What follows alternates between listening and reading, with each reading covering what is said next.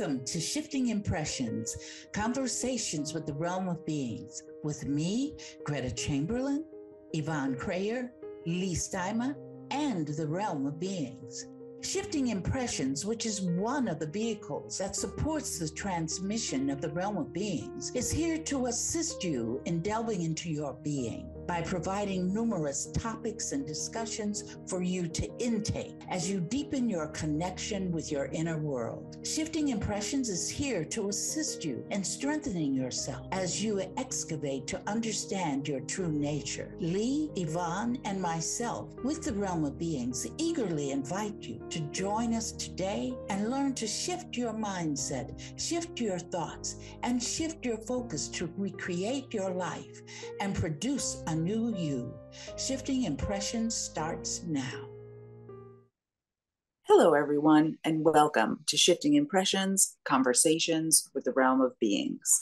I'm Leigh, and I'm here with Gretta and Yvonne, and as always, the Realm of Beings.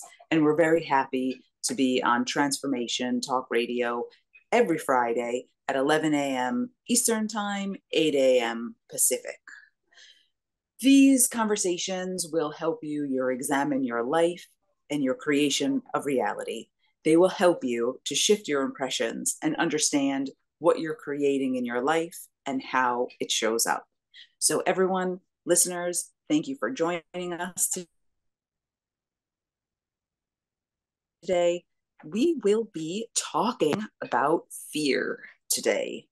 And the quotation we're working with is never fear. It is a strong energy that supports you in actualizing what you fear. So ladies, welcome. How are you today? Doing well, thank you. Good. So where do we want to start unraveling this quotation today? With fear. A lot of things come to mind. You know, fear is kind of like a blocking point sometimes, makes us immobile and, stay within our own boxes. So where do we want to start to unpack everything today? I agree. It's a strong energy. And I also think that, as we say just about every week, creation of reality is our choice, and what shows up in our life is because we decide to have that show up. And the other piece of fear is love, unconditional love. So it's a balance, and it's choices, one or the other. What do you choose? If you choose fear, you're going to just manifest everything that you've been using your head to think about, all the bad things that are labeled as bad that you don't want in your life, you think you don't want, they actually do come at you. Whereas if you focus on what you really love and desire, those things seem to manifest. I'm in agreement with that. I'd like the audience to understand too that fear is a foundation of all of the quote unquote low vibrational emotions stem from fear. Fear is like the root, and everything else that's low vibrational, as I said, extends from fear. And also fear is a very strong energy. That's why it can create very quickly if you stay in it. And the quote is alluding to the fact that whatever you fear, you're going to get that. It's going to come to you because you're drawing it. And quite a few times when we have a fear, whatever type of fear it is, it's like you said, Yvonne, the balance of unconditional love and fear. It can balance that. However, if you're more afraid, if the fear is so strong within you, it's going to override everything else that you want to do. It will override that because it's stronger. Like some people ask me, well, I've been saying this affirmation for a long time and I don't see it manifesting what I wanted to manifest. And the first thing I tell them, I said, then the thing that you're saying it for has a stronger energy than what the opposite has. So everything is energy, but fear, it is a strong son of a gun. Mm-hmm. Well, it goes to show you if that's so strong, then on the other side of the scale, balancing that is also the strong emotion of unconditional love. It's and just equal in intensity. But I'd like to tag on to that is unconditional love of self. Mm-hmm. It's going to be the unconditional love of self because the fear is coming from within you because you're the person that's carrying the fear. So therefore, to start embracing yourself as what I say, falling in love with yourself. That's one way to handle a fear situation. Now, PTSD is another total issue. It's a different issue. You know, that's a fear as well, but it's also, you've got fear and you've got trauma attached to it and a lot of other stuff attached to PTSD. Yeah. What were you thinking, Leigh? I was just thinking, um, about like its illusory quality and the stories that we tell ourselves, these like illusions that we make up, especially I think it's kind of like it serves a purpose for sure, right? There are maybe plenty of things that we shouldn't do, and maybe it is rightfully so that we have a little fear around it, but there are many other things that I feel like sometimes it's just like a holdover from our ancient roots, right? It is probably one of those like root base, chakra energies, right? And we don't have as many things to fear as our ancient ancestors. Well, which aren't ancient. I guess they're still happening all together with us now. But so I often think we make up so many stories in our head. And one of the things, I think ultimately it's a fear of death, right? So if we can ask ourselves, if we try this new thing, like, will I die or will anyone else? And if the answer is no, go for it. I mean, or, just to question where it's coming from, like what is ultimately at the root of this thing. I think that's the beginning of figuring it out. I would go with that and figure out why do you have this fear in the first place. Sometimes, a lot of times, those fears come from our childhood, and we're taught to fear things. Like I have a lady that I facilitate for, and one of the things that happened to her when she was a child that there was the mother that she lived with was very afraid of being by herself, meaning that at night, because the father wasn't there at night, I think he was working or something like that. So she was very fearful. So what she did was she took herself and the children and put them in one room and locked the door. So that child grew up like that, being locked in, being afraid. You don't know, somebody may come into the house to do something bad, quote unquote, bad to us. So she grew up like that. So she has a fear. She's dealing with a fear of not having a man in her life as an adult. So we translate these fears because they're so strong. We translate them to our adult lives as well. And I think you alluded to the fact of choosing parents that are linked to other to epigenetics that supports fear.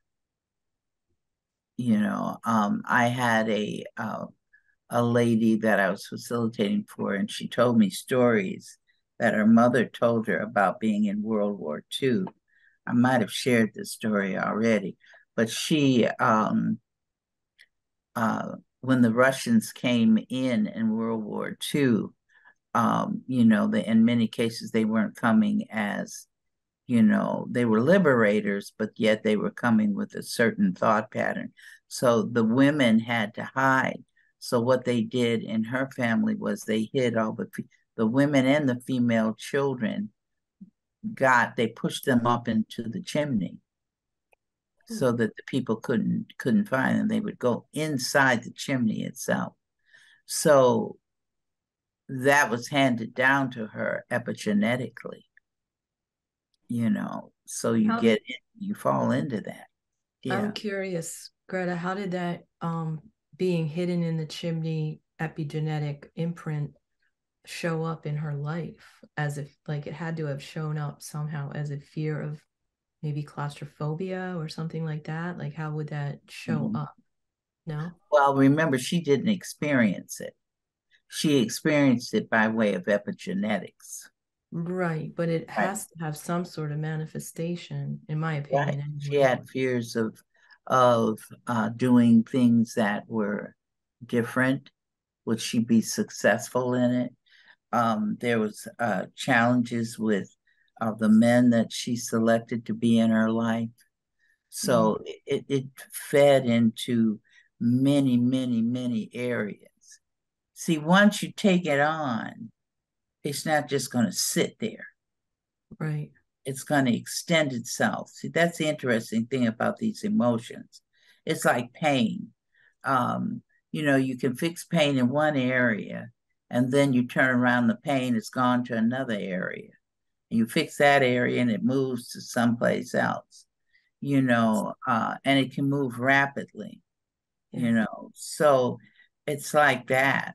That's the loop. That's the pattern, and that's how, in order to be pain-free, eventually we have to look in ourselves and sit with like what's the root of this? Like did it come from World War II trauma or whatever is present in the family system, I guess, whatever.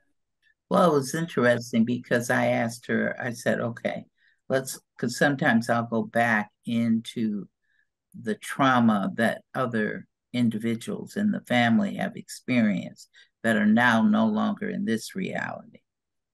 So I can track it. So I told her, I started and I said, well, can you just go on and look and let me know the wars that you had in the country that your parents came from. So I thought it was going to be like 2 or 3. It's dad. By the time the woman finished, it had over 20 or 50 wars that had occurred in that country. So it was like war after war after war after war after war. So you pick up that mindset. You pick up that epigenetics all along the way. And we've all picked up that war. That's why we're still manifesting wars here Absolutely. in our lives. Like we feel like we have nothing to do with these wars, but yet our leaders who we elect bring us into these situations that they're still very present. The violence and the consequences. I mean, it's absolutely. Look what's happened even in the United States with what was in January. The attack on the Capitol is a good example of that. And every day you hear, another school shooting where innocent children are, their lives are taken out from just That's but I want something. to interject a second, because I feel like we're going down this track of look what happens to us. I don't know, in my heart I feel like we're having that conversation, and like, you know, the things that are manifested externally is because of all of the things that we're all dealing with internally, because of our internal war and conflict that is just a projection to the outside.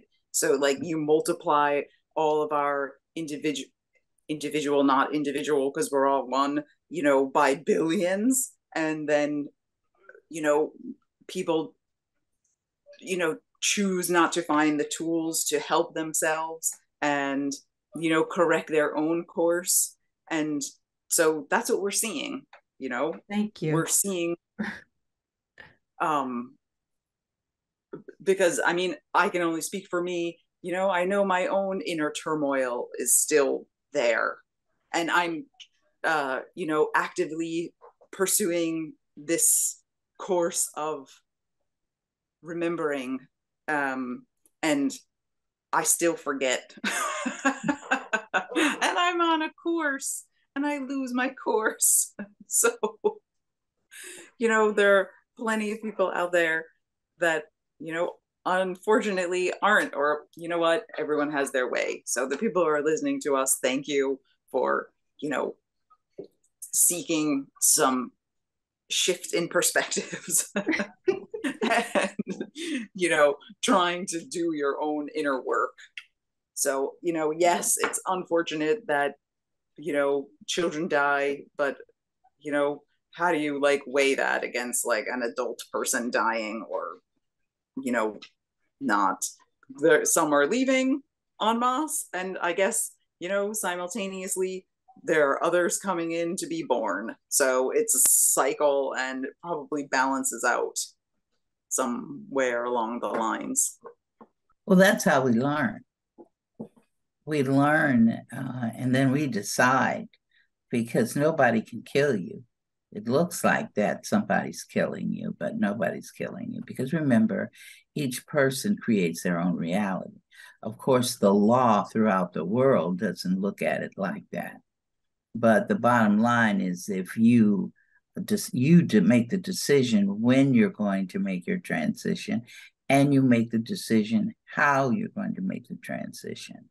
And when you've made the how, then the individuals will come to assist you in performing that how, or to help you to get through it.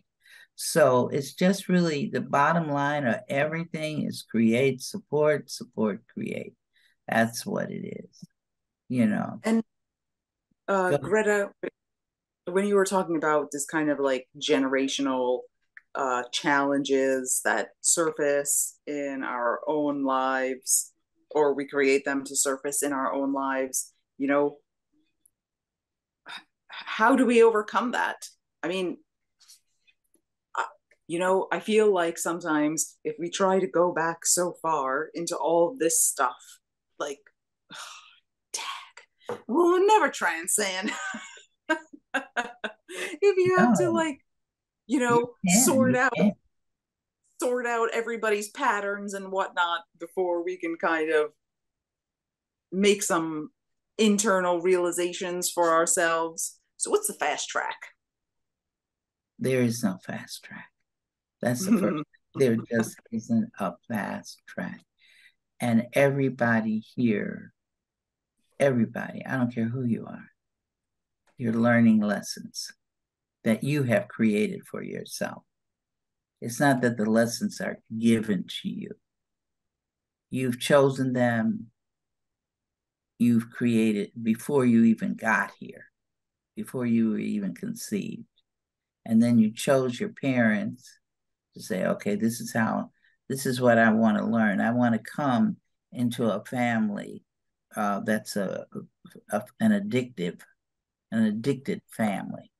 Like I have a gentleman I'm working with, and the whole family are experiencing addiction. And so that's the family he chose to come into,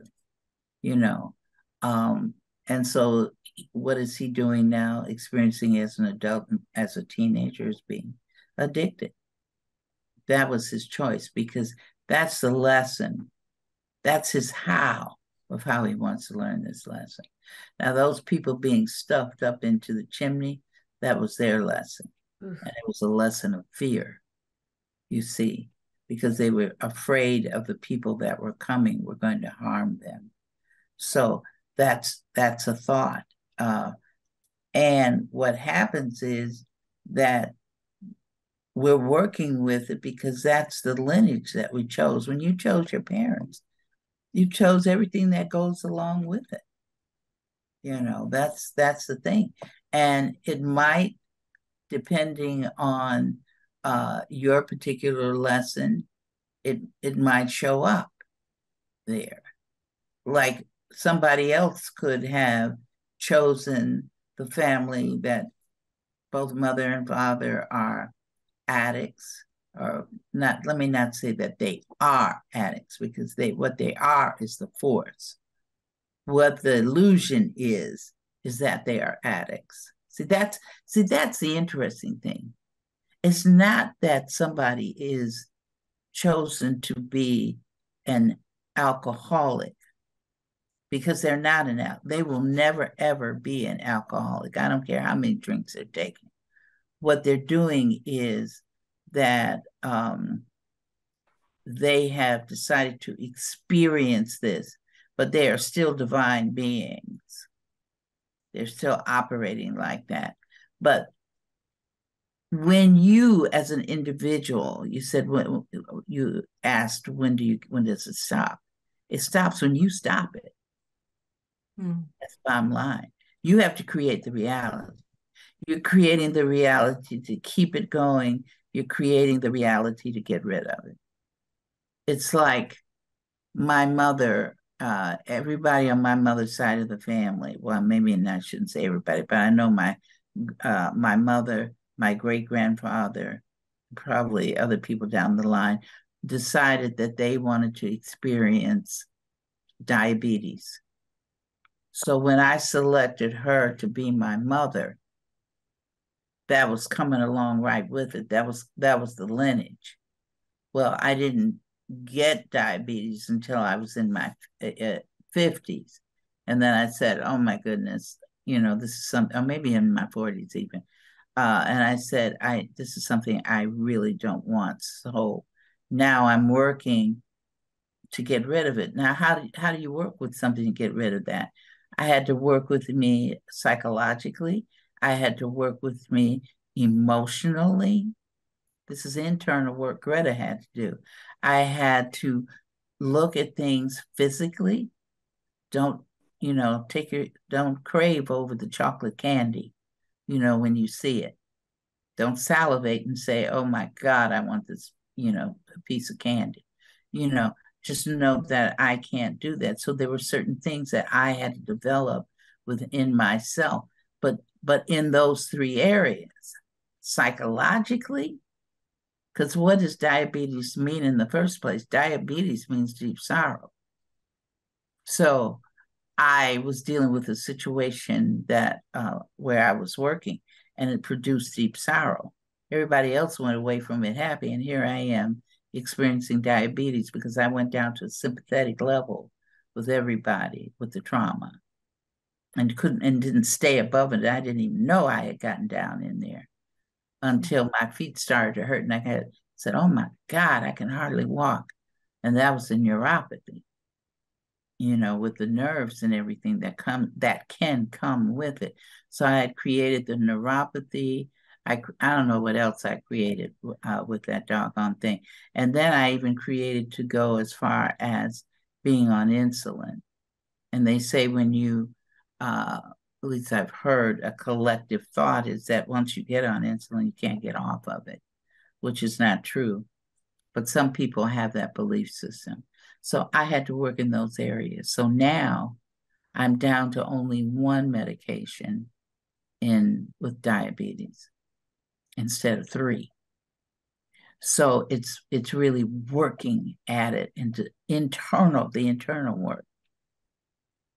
Because nobody externally was going to assist me with that, And Greta, like, can you think back to that time where the condition or the experience set in, and what was, um, because it seemed to hit you so quickly, right?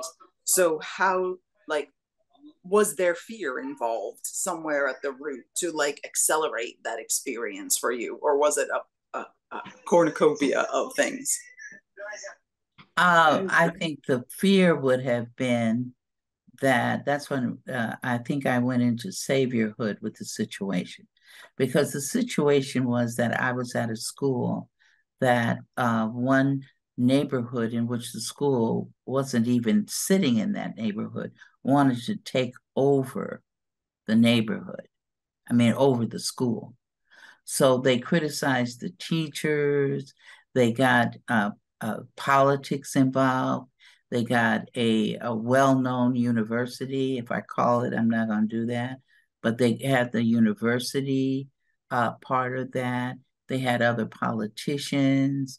They were saying that the teachers that were at the school were unable to teach properly. They were criticizing it, and our children had never gone on. The school had never been on probation. It was a school that was established by the community that it was in, and now another group decided that they wanted to take it over, and even said, "We don't want our children mixing with your children." So the it wasn't a racial thing. I want to make that clear. It was an economic situation. So they didn't want our children to be mixed with theirs. The teachers, they said the teachers can't teach.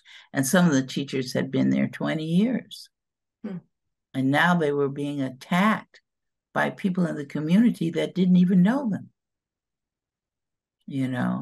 And I had the principal, I was gone. The principal asked me when I thought he was going to be there, asked me to come and come back to the school. So I said, okay, I'll do that. So I left that school and came back. And then he said, well, Greta, I'm retiring. I said, you brought me back in all this mess, which didn't really start until after he left. Once they saw that he was leaving, then they said, ha, now we can attack. And that's what they did. I mean, I was in meetings. I was with what you would say, quote unquote, high officials in the public school system.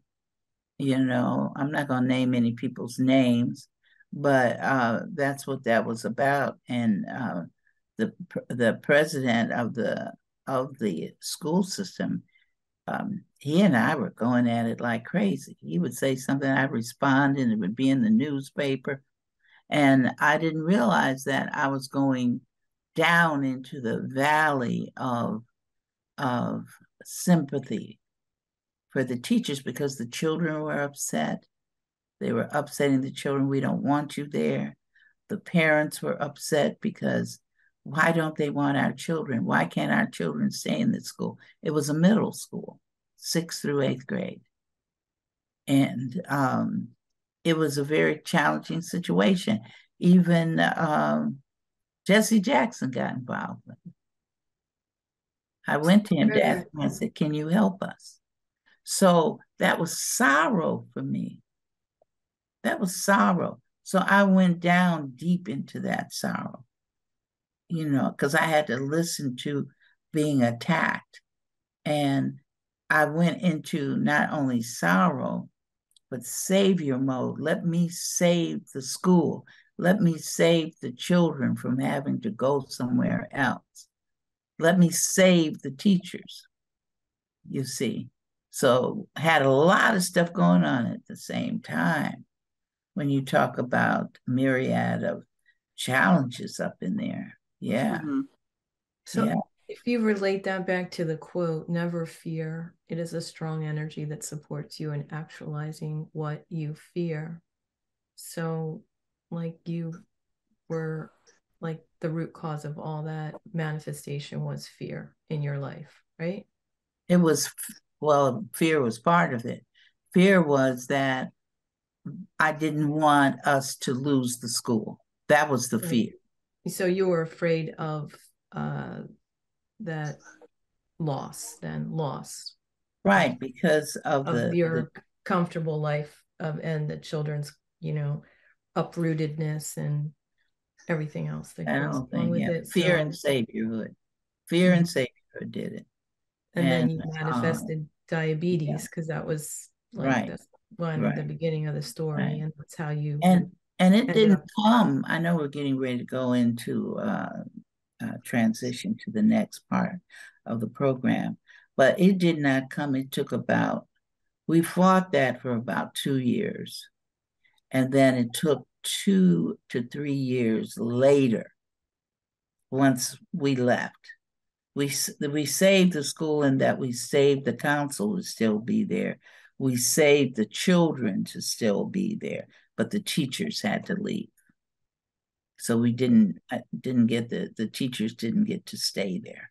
So we all had to find work elsewhere. So 3 years, maybe 3, 4 or 5, the 2 years that we were fighting, the 3 years I was gone. Then in that 3rd year I was gone, that's when the diabetes came. So it didn't come quick. You see, it was building and building and building and building upon bit by bit. It's like a block. You're building a house. So I built that house to come out and say, you're diabetic. So then I'm saying, okay, I'm taking those blocks away. I'm going to build a new house.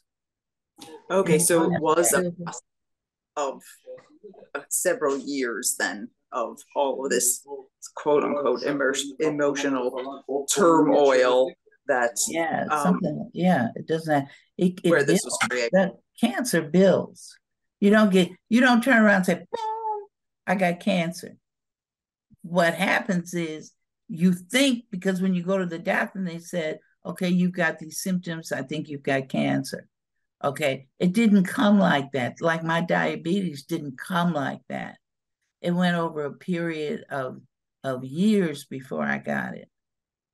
But it was from that situation that I had been in deep sorrow. Because that's the only situation that I have let myself go into deep sorrow over. And definitely, I don't do it. Definitely, I watch myself to make sure I'm not doing that again. Okay, so I mean that's helpful for and I wasn't necessarily implying that you were at the doctor's on October and then in December, oh, here you go. But I mean, for people to examine like the course of time, leading up to a health challenge and really look into what they've been experiencing. Right. And I think that, we as individuals, it's important for us to be vigilant. It's important for us to be vigilant over what we're creating in our lives and looking around. So one thing you want to be really noticing, am I trying to save somebody? Because that can cause a challenge for you. So that's one thing you want to look at, because it can turn into a health challenge. Like mine turned into a health challenge of being diabetic. The other thing is, what kind of people are you bringing around you? Are you creating to attract people who don't want to support you in your life, that they're negating you in some way? You're constantly being criticized by them. You want to watch out for that. Then you want to watch out, definitely, I think last week or week before we talked about anger. You definitely want to watch out not to be angry, because that anger can also help. When anger gets with fear, it just really, it is really strong. Mm-hmm. So it's to be aware of what emotions you are having. And anger, sadness, depression, I'm depressed over this, all of those things. let go of that is the suggestion. Let go of that. How do you let go of that? If you don't know how to do the QDR, you don't know how to do affirmations, whatever, then just speak it. I don't want this anymore. That is a good place to, we are being summoned by our producer here to take us into the next phase of the program so that we have enough time to hear from the realm. So don't mean to like cut that thought short, but it is a good place to kind of transition into our next chapter here of the program. Listeners, we really appreciate you for being with us today and whenever you choose to listen. So please stay tuned. After our commercial, we'll be back and we will hear from the realm of beings and see what they have to say about this quote, never fear. Thanks.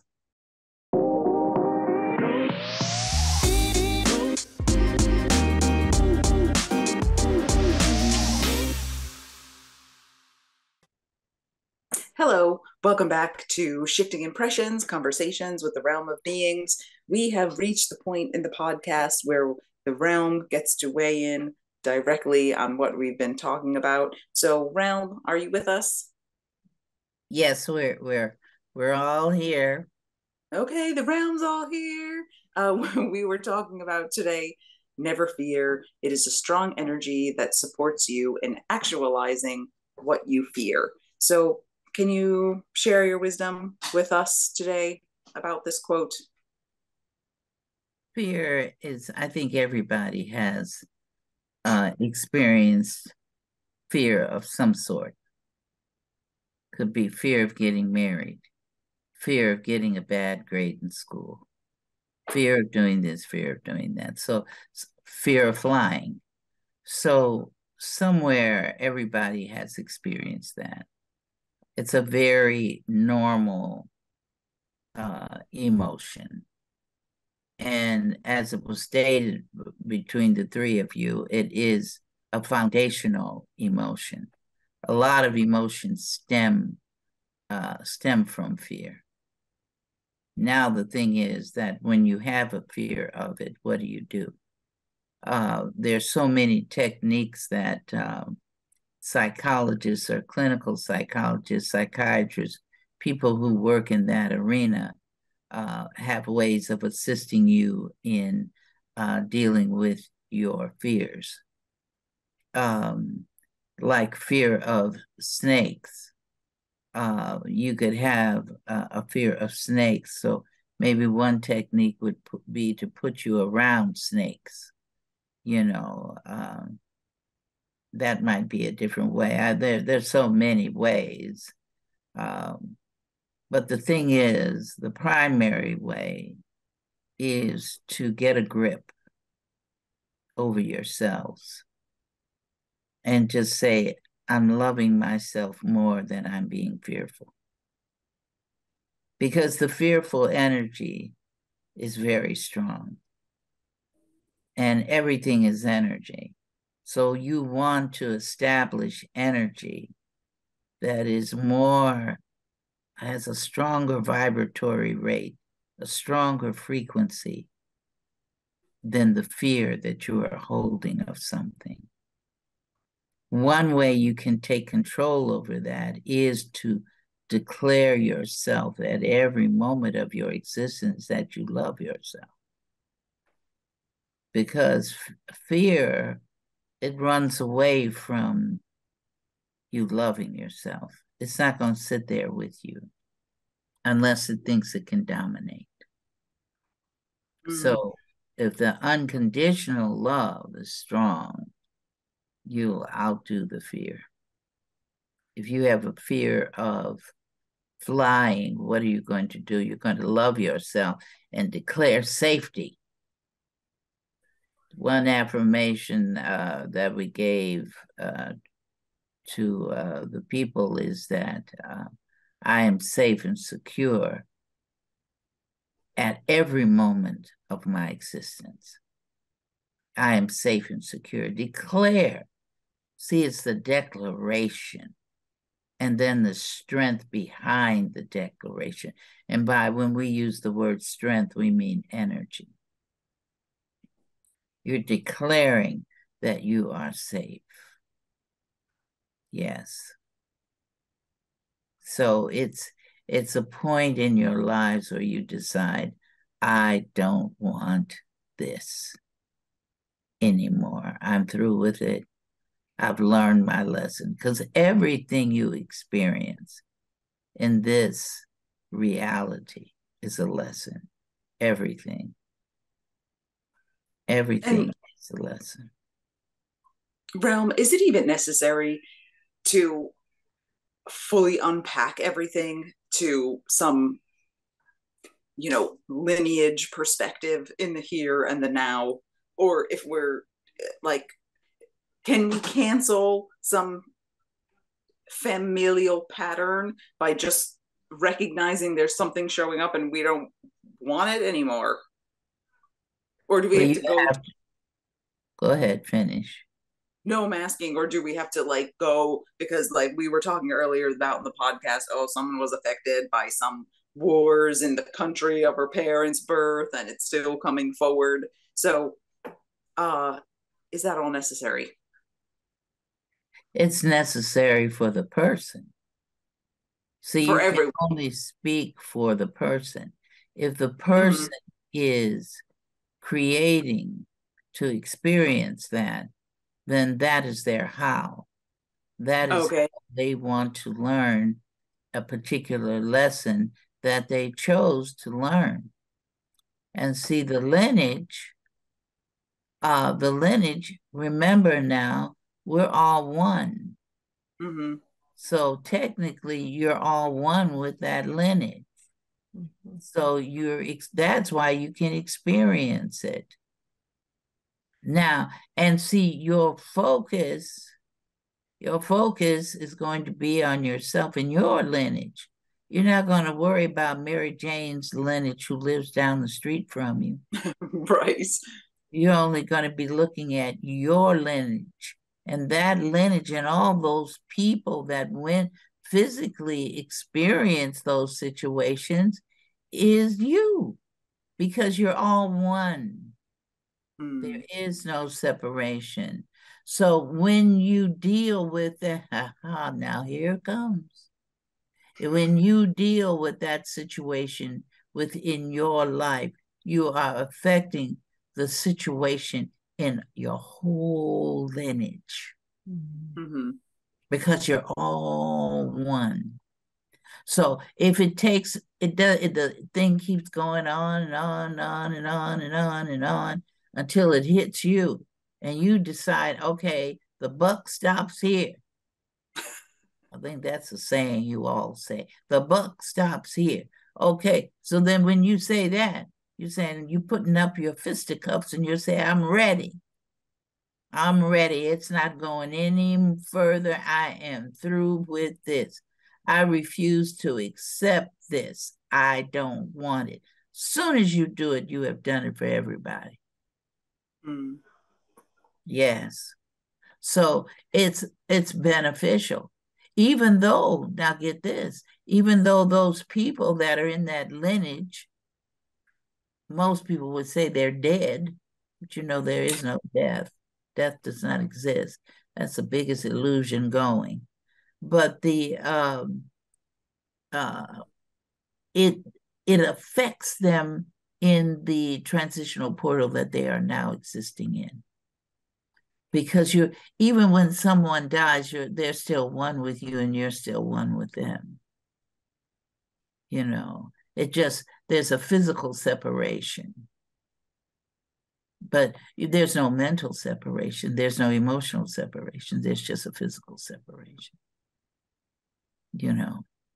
So it's whatever you're doing here still affects them. It's still assisting in a clearing process. Mm-hmm. Yes. So it is beneficial.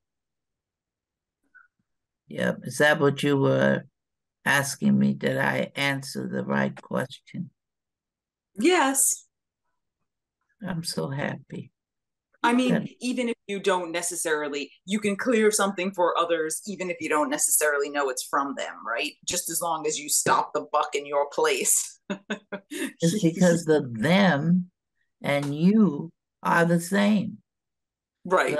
The them and you are one. Right. So if you, let's say you take a path, right, that the others, okay, let's just use the alcoholism because we talked about it earlier. So your ancestors seem to have this alcohol challenge, and you decide, you know what? No, I am not doing this anymore. And you give up the alcohol experience. Does that help them? Yes, of course. Because you're all one. Okay, even if you don't like necessarily acknowledge it or know, it still reverberates in Yeah. direction. Yes. That's why you always want to watch what you think and watch what you say. Because see, you think that everything is right here. Right here. You think. Mm-hmm. You think that's it. I'm just right here. And you're not just right here. I like that. That sounds I like it right here. I'm good at that. Let me do that one more time. Right here. I like that. Yeah. That's all right. They're telling me to get down to business. My fellow cohorts here. But that's the bottom line of it. We enjoy when you bring out your sense of humor. You like my sense of humor? I like my. I've next week. I think I may sing. I've been Okay. wanting That to would be a nice sing. gift. We like Yeah, that. I've been thinking about singing. I wanted to try that. I have, but Greta fights that. She doesn't want you to borrow her vocal cords. Well, I'm borrowing them, but she doesn't want me to sing. Because see, So what's I've been Greta with her afraid ever of? since she was a little girl. So I went with her to kindergarten too. She's got a kindergarten song. No, She I know sang that it for song. you. She sang it for you, Leigh. So Yes. I always want to sing it on the podcast, which she holds back. She tells me, "Don't you do that?" And then, of course, my cohort's going, "You don't need to do that. You need to get down to what we're talking about. Stay focused." So what is Greta afraid of? What's she been afraid of, Rel? What does she What fear? has Greta been afraid of? By What, her what year not you want wanting to to start? sing. What year you want to start in? Oh, I'm just talking about the singing. That's all. Oh, she just wants me to be on target and say, I have just an interest. That's my personality as far as me being a non-corporal being. I have a personality too. So I have a playful personality. The Yeah. joy is coming through. We're all experiencing it and feeling it, and it's a good thing. Yes. Absolutely. Absolutely. It's wonderful. It was Life is interesting. wonderful. When reading the transcripts, you could, when we're sitting here week by week, sometimes it's subtle and I didn't notice.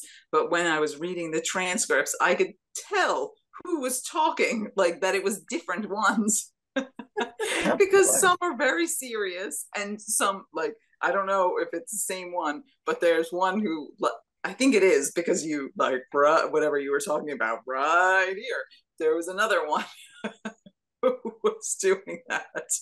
So you can see the different personality types coming through. Some are serious, some are playful. Yeah, and we're all one. Isn't that wonderful? You see, we're all one. But we acknowledge the joy in each other. We accept each other's personalities because we realize that we don't have one personality by ourselves. We are a collective, and we have the personalities of all that are in this particular collective with us. Yes. But then I'm being told now to get back to this concept of fear.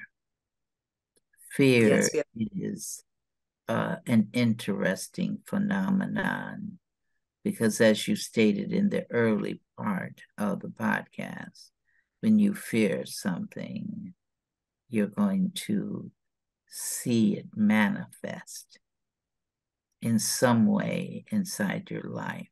And it doesn't have to be that it's going to manifest right here and now on the spot. It can manifest later on in your life, you see. So it's to be aware, be vigilant with yourselves. It's looking at everybody else, trying to take care of everybody else's business. You know, well, I don't want this person to be sad. Don't worry about that person. That if that person wants to be sad, they created to be sad. You just look at yourself. Do you want to be sad? Mm-hmm. Not what the other person wants to be. See, we have to learn. This is a learning. It's a learning to know. Stay on your own turf. I just read something. On your own turf. Stay on your own paper.